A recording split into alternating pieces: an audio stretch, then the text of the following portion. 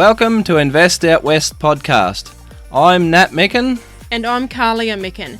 We are a husband and wife team who live and invest in Western Queensland. Join us on our journey of creating passive income through mindset, business, crypto, and property investing.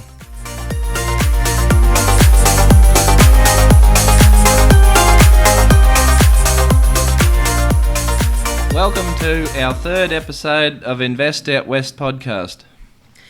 We'd like to start today with a quote from Socrates that says, "The only true wisdom is knowing you know nothing." Yeah, so that's a good lead in to where we are at the moment. So we're in Melbourne. That's a long way from northwest Queensland where we live. We're here. We've just been here at the Australian Crypto Convention that was held over last weekend, and it's been fairly mind-blowing, the different projects and different stalls that were there at the crypto convention. So we just wanted to dedicate this episode all to do with the convention that we'd been at. So a few projects that sort of took our eye that we'd like to discuss here. We have gone ahead and bought a Bitcoin mining machine, which we've never been into mining Bitcoin before. So there was several different mining machine companies at the convention, and so we decided to go ahead with one of them, and we bought a mining machine which is hosted in Europe. And because the electricity there is a lot cheaper than Australia, so it's a case of we own the machine, it's sent to Europe, and we just pay the electricity bill, but we get all the Bitcoin that's mined from it comes directly to us. So that seems like a pretty good deal to us. Do you want to add anything on that? Yeah, so the machine we bought is called a Bitmain Anti-Miner, a S19K Pro machine, and the cost of this machine at this particular expo was near the $4,000 mark. So we done all of our figures before we committed to it, and we worked out how long it would take with the Bitcoin that it would mine to get our return on investment, and the figures stacked up, so we invested our money and bought one of these Bitcoin mining machines. Yeah, so we had to work out in that time frame because the Bitcoin halving will happen next April, around that April mark next year. So it's what is it now, 6.25 Bitcoin per block, and that will halve again in April. So it's about 2 weeks from purchase date until when it's in operation and it starts to mine Bitcoin for you. So that'll only happen on that 6.25 Bitcoin until April, which then will be in the halving again, and then we'll get half of that. So so the figures stacked up on that. So we went ahead with that and bought one of those. So it's that's sort of a fairly exciting thing for us to get into now that we're actually mining Bitcoin, not just buy and hold like we've always done. We've never actually sold any Bitcoin, and so we've always just bought and held. But this machine will be doing mining as well. Another thing that they talked about at the event was if you buy a mining machine, they only last about four years. They're sort of good for about 4 years, and then they're pretty much throw away after that sort of thing. So you can work on them and refurbish them, but it comes down to a case of is it worth it. So the fact that we're probably only maybe 2 to 3 years away from the peak of the next bull cycle, they suggest that when you're in the height of the bull run, then you can often sell your mining machine for even more than what you paid for it to start with, and you can get more for it second hand than what you originally paid. So that's something that we'll probably look at the time. Once we get up to around that 2 to 3 years, we'll see whether it's viable to sell that machine and then just hold until the next bear market, which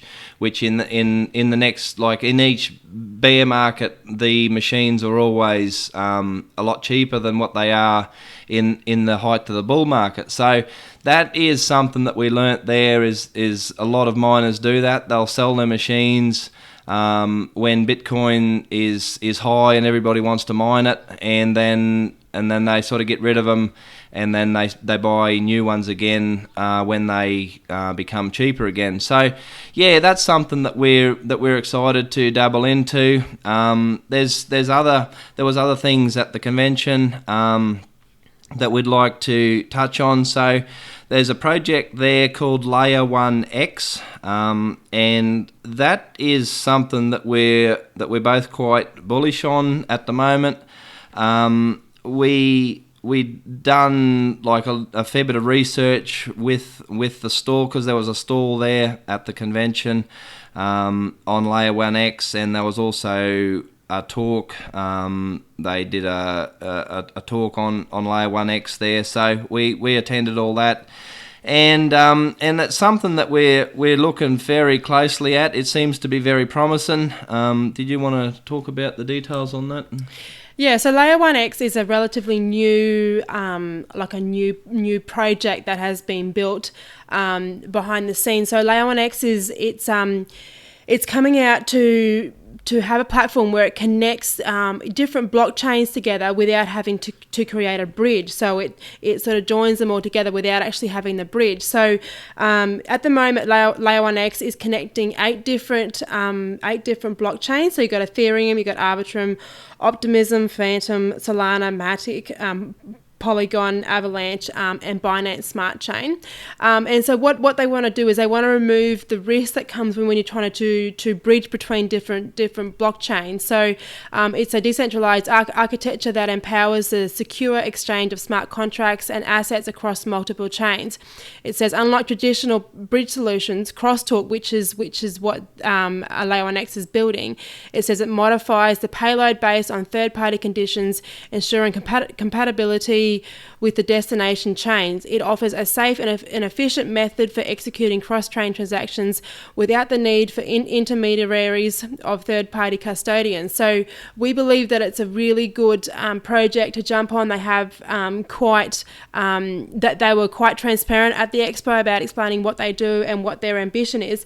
And of course, in them 8 different chains that I mentioned, blockchain, Bitcoin isn't there, but they say that Bitcoin is what they are building out for next. So that's a little about Layer 1X. At this stage, the project itself isn't launched. They're still in the initial coin offering stage. So the ticker for Layer 1X is L1X. The initial coin offering token price is currently sitting at 0.50 USD, so 50 cents USD. And so you can actually buy some of these tokens through the ICO, the initial coin offering, as we speak. And then once they launch, that the cost of the token will go up to $1. And what they said to us at the conference was that their launch time, they're looking at to be around sort of in the next few months, so sort of early next year is sort of what they were indicating. So yeah, quite bullish on this project. Of course, we are yet to do a lot more of our own research. Everything that we mention here is not financial advice to anybody. It's just our own personal view on the project, on what we saw and what we learnt at the conference. But yeah, something that we are really quite excited about to take forward. Yeah, definitely. Yeah, there was so many projects there that it's hard to pick out ones that we sort of wanted to talk about. We just like to talk about it all, but we're just picking out some of the stuff that really stood out to us. So another project that we're quite happy with and learning about there was a project called AtPay. So that is AtPay is a same thing, a fairly new project, and like Kahlia said, it's another thing that it's not financial advice. We're just simply talking about something that we liked at the time, and so I'll just give over to Kahlia to talk a bit about that. Yes, AppPay really piqued our interest because it is tying a link between the crypto world, the crypto space, back to the likes of e-commerce and to merchants as we are in our other businesses, and even as a general consumer. So what they told us at the conference. So the website for this company is AtPay, so atpay.io, and their symbol is the @ symbol PAY. And it says that it is a decentralized finance protocol that is the first buy now, pay later platform built integrating blockchain technology with its own cryptocurrency. So what they're building out, I went and had to talk to them from a merchant point of view, so from a small business point of view with our e-commerce and for our self-storage, as a merchant point of view, so we can take it to our customers and say this is a decentralized finance option for you to pay for your goods and for your services. And as I say, they are the first protocol built for buy now, pay later on the blockchain. So it's a really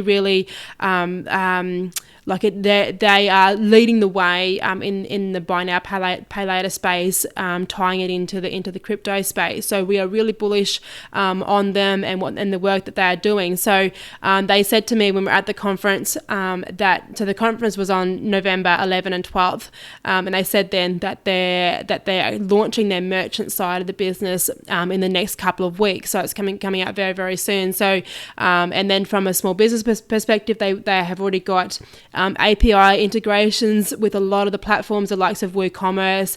There was a couple more that they rattled off, but they were still building for Shopify. But they are all going to be there. Our plugin that you plug into the back of your website, and it's going to streamline the buy now, pay later system between small business, between merchants and the blockchain. So really, really amazing technology that we're really bullish on for AdPay. Yeah, no, that was something that I really liked, and yeah. So another thing, couple of things there that we liked was there was a lot of different crypto payment cards. So yeah, that space I believe is really starting to open up. That'll be probably something that's really going to really shine across the next bull market. So yeah, what was a couple of so one of them was called CoinJar. So CoinJar are so they are an exchange, first and foremost an exchange, and then they are also offering a card now. They partnered with MasterCard, and the way that CoinJar are working is that you have your account, which is an app. You can access it both on a desktop or the app on a device. And so you just virtually use them as your bank. So you can deposit your money into the exchange to the app on your phone. So we're talking AUD, so deposit money in.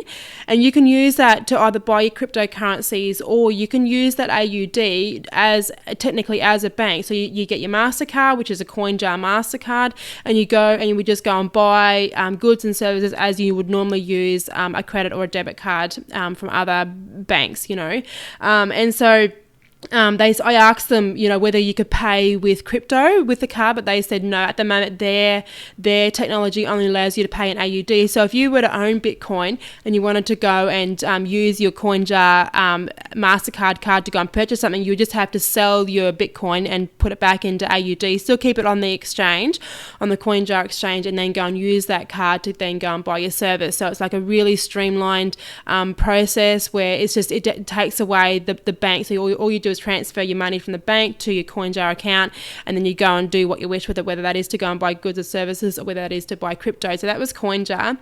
The other one that, and of course, actually I should touch on, I have actually signed up to CoinJar now. So both Nat and I've applied for a card to get our own CoinJar card. So when they arrive, then we can run through a bit more about how they work then. The other one that we saw a lot of, and they were huge sponsors, and I might have the pronunciation wrong here, but it was called Grinio. And so they were a green card, and they're trying to partner with Visa. They haven't quite ticked all the boxes yet, but they were partnering with Visa.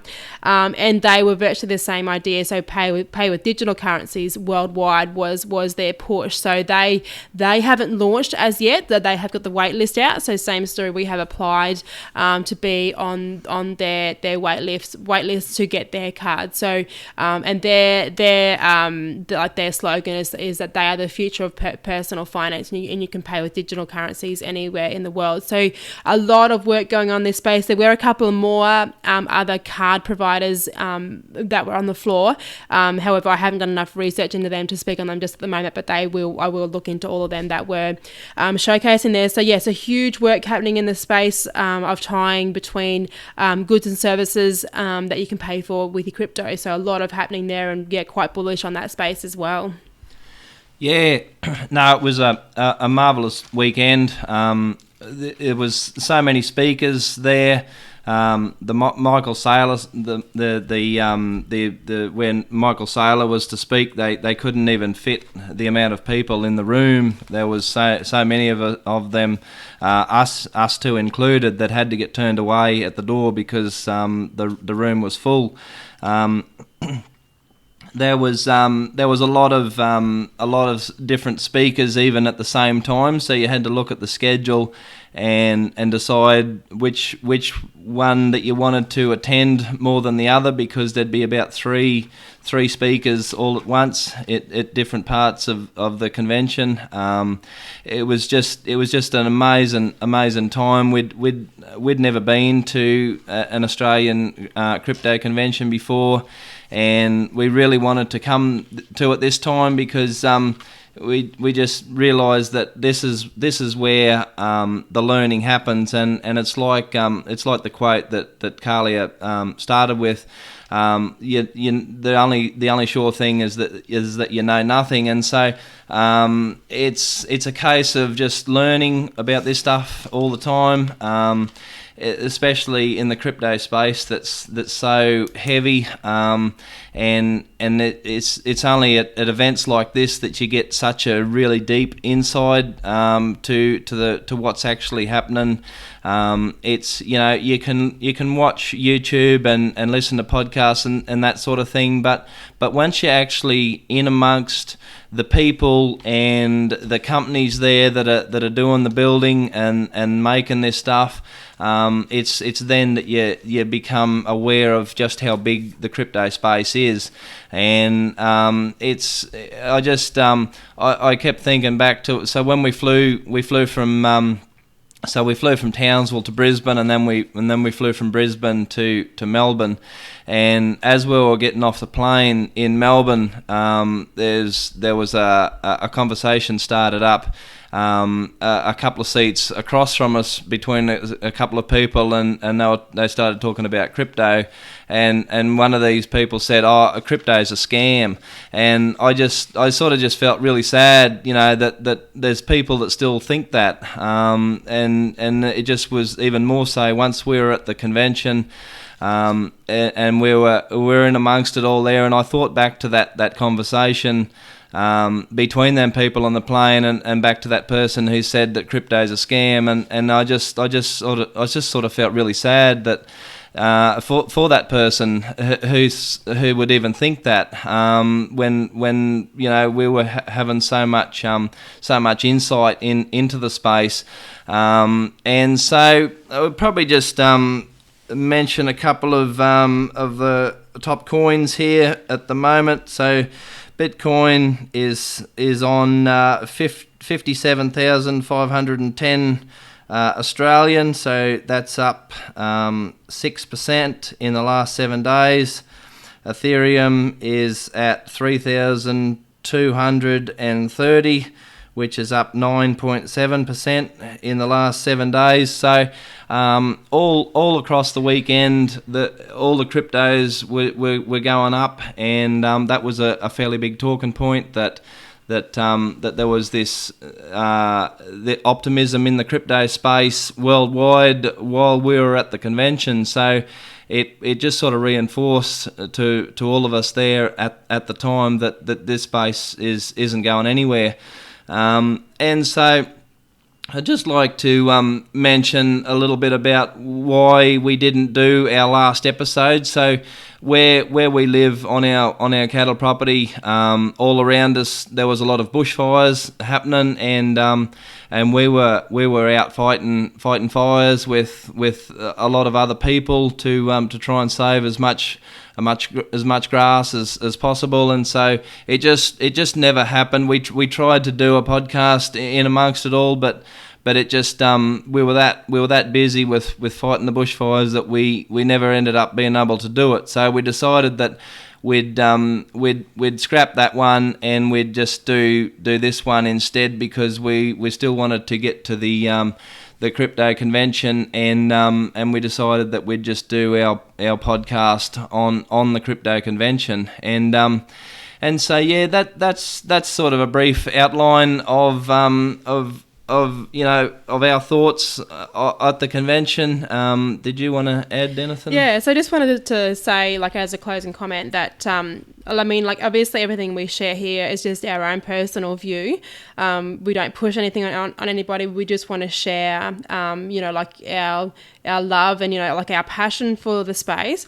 In our chat today, we've only covered, just a very, very small handful of topics that were covered at the convention. There is so much on offer. There's, things that we want to talk about in the future, such as the rewards that you can, other things such as ETFs and investments funds. So there was so much information that was jam-packed into the 2 days. It was absolutely unbelievable. At the conference itself, I think I saw somewhere where it said that there was over 10,000 people had registered, and on the app that they provided for the event, it said that there was 8,300 attendees. So you could imagine what it was like there. It was just like this biggest buzz room going on, and like the energy in the room was second to none. So it was the place to be for the 2 days, and it was absolutely amazing. And like our heads were spinning from how much you could learn. So yep, the place to be.